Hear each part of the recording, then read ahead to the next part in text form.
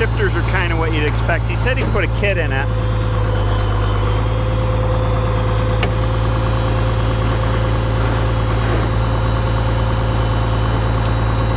The templates in the transmission. Steering wheel spinner though, that's a bonus. Power steering is great. Got a little play on the tie rod ends. That's no big deal.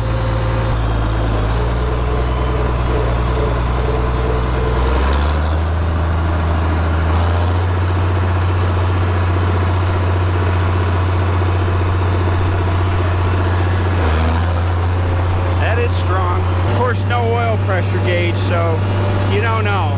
You just don't know. But I don't see anything that would indicate low oil pressure. This got a 407 in it, of course.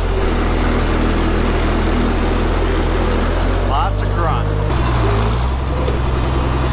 I'll tell you what, that hydraulic assist clutch sure is the bee's knees. It is easy.